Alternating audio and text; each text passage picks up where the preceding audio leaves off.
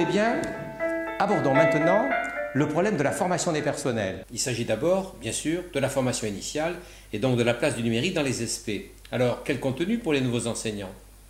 La formation continue, par contre, concerne tous les personnels actuellement en poste et leur nombre est très important. Quelles sont alors les solutions?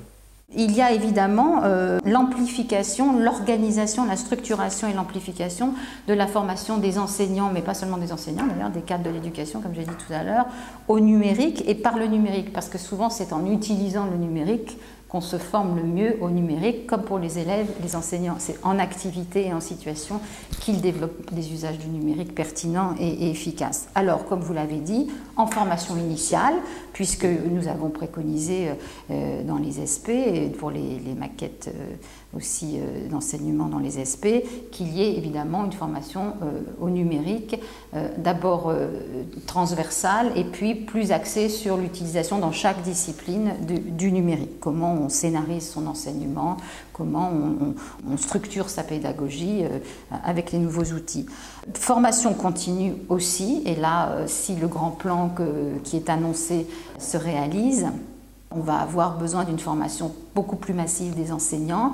Là, évidemment, on ne peut pas compter uniquement sur les SP, même si nous envisageons, donc pour la formation continue, nous envisageons un appel à projet là, qui va sortir dans quelques jours en direction des SP pour qu'ils produisent des parcours de formation en ligne qui seront mis sur Magistère à destination des enseignants.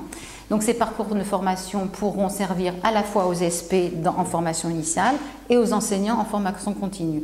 Et l'appel à projet, évidemment, il se fait en direction des SP, mais des enseignants formateurs des SP et des universitaires, ce qui va permettre de nourrir au niveau national toute une banque de ressources de formation que nous valoriserons et qui vont nous permettre d'accélérer la formation au numérique des enseignants. Nous voulons aussi, évidemment, et c'est souvent quand même ce qu'il y a de plus efficace aujourd'hui, favoriser les formations locales, les formations d'initiative locale.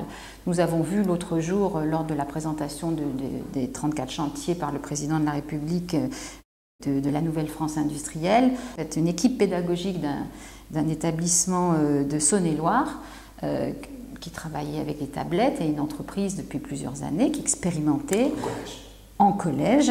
Ce qui était très intéressant dans le dialogue que j'ai eu avec ces enseignants, c'est que quand je leur ai demandé finalement comment ils s'étaient formés, ils m'ont dit mais nous nous formons tous ensemble, nous avançons ensemble. Alors tous ensemble, c'était pas simplement l'équipe enseignante, c'était aussi avec l'entreprise, avec l'enseignement supérieur, et nous avançons ensemble de manière collaborative, c'est-à-dire que chaque acquis, chaque scénario que nous inventons, nous le mettons à la disposition de nos collègues. Donc les professeurs qui ont initié cette expérience se sont formés et ont structuré un enseignement très efficace, très intéressant, et ils forment leurs collègues et ils sont à la disposition des collègues des collèges voisins pour les former. Donc on est dans une logique d'essaimage. Voilà.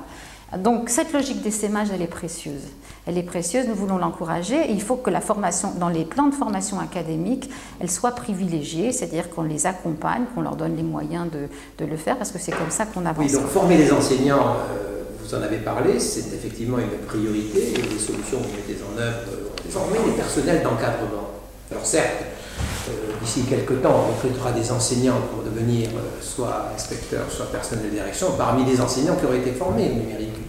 Mais n'y a-t-il pas aujourd'hui, justement, parce qu'ils ont joué un rôle majeur dans l'organisation de l'éducation nationale, nécessité d'assurer une formation initiale et une formation continue pour ces personnels?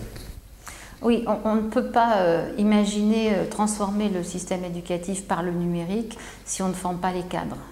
Même si dans certains cas, ce sont les équipes enseignantes qui entraînent la transformation et qui font ressentir la nécessité pour les cadres, que ce soit les directeurs ou les établissements, ou les chefs d'établissement ou les inspecteurs. On a vu que souvent l'innovation, elle partait des enseignants. Bon, mais pour moi, le niveau établissement scolaire, c'est vraiment le juste niveau pertinent pour orchestrer la transformation du système éducatif. C'est là que se rencontrent toutes les problématiques de la transformation du système éducatif. Aujourd'hui, un chef d'établissement, il est confronté à des problèmes de pilotage, de gestion, de partenariat avec les collectivités collectivité. Il doit aussi organiser le travail pédagogique et les équipes pédagogiques. Il doit être à l'écoute de ses enseignants, il doit les encourager, les soutenir, créer les conditions favorables à cette transformation. Donc, ils sont la clé de la transformation du système éducatif avec le numérique. Ils doivent aussi articuler plusieurs dimensions. Je vois bien que même au niveau des applications, des logiciels, entre des applications pédagogiques, des ressources pédagogiques et des applications de gestion, le chef d'établissement doit naviguer au milieu de tout ça. Et nous devons absolument aider ces chefs d'établissement pour l'interopérabilité de toutes ces applications, lui faciliter la tâche. Donc à la fois le former, l'accompagner, ça c'est vraiment aussi un des axes majeurs de notre projet de direction. Nous voulons créer, vous savez qu'il y a ces réseaux d'interlocuteurs académiques dans chaque discipline. Nous avons recruté quelqu'un récemment qui est un chef d'établissement pour organiser, pour mettre sur pied un réseau de chefs d'établissement.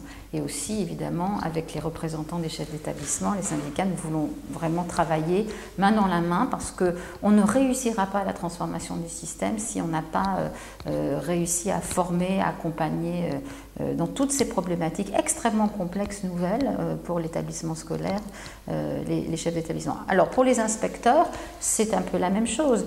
On voit bien que dans les académies où les choses ont le plus avancé, et en particulier dans certaines disciplines, il y a eu une co-formation des enseignants et des inspecteurs. Aux inspecteurs ensuite de structurer, non pas de modéliser, mais de structurer l'acquis de ces innovations, de transmettre, de faire en sorte qu'on puisse partager les bonnes pratiques, accompagner, s'aimer. Ça, c'est le rôle des inspecteurs. Mais d'abord, il faut eux-mêmes qu'ils soient formés, acculturés dans un premier temps, rassurés, puis formés à l'intégration et à la reconnaissance dans chaque discipline des acquis, des opportunités que le numérique offre à l'enseignement. Vous avez évoqué les personnels de direction et le numérique. La publication par le SNPDEN du deuxième livre blanc en 10 ans sur l'activité quotidienne des personnels de direction indique en particulier combien les applications informatiques dont ils disposent au quotidien font l'objet d'un ressenti négatif. Problèmes de réseau, de connexion, de logiciels. Certes, le ministère, mais aussi les collectivités territoriales sont concernées. Alors, que répondre à ces préoccupations ? C'est très difficile pour eux. Non seulement leur métier se transforme, mais les outils ont été déployés de manière complètement anarchique. Au niveau national, puisque là il s'agit de la direction du numérique, on doit créer des cadres de référence et on doit faciliter l'interopérabilité de tous nos outils. Pour les chefs d'établissement, il faut qu'ils puissent s'appuyer au niveau académique sur des services académiques qui les aident. Et de plus en plus, les DSI d'ailleurs travaillent au service des établissements scolaires et du numérique éducatif finalement, pas uniquement sur les systèmes d'information.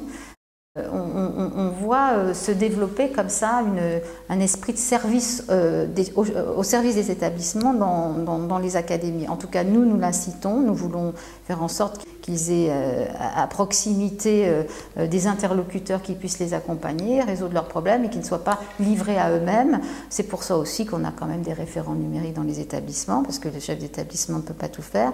Mais je crois que le travail de mise en continuité des outils, c'est un chantier qui est devant nous.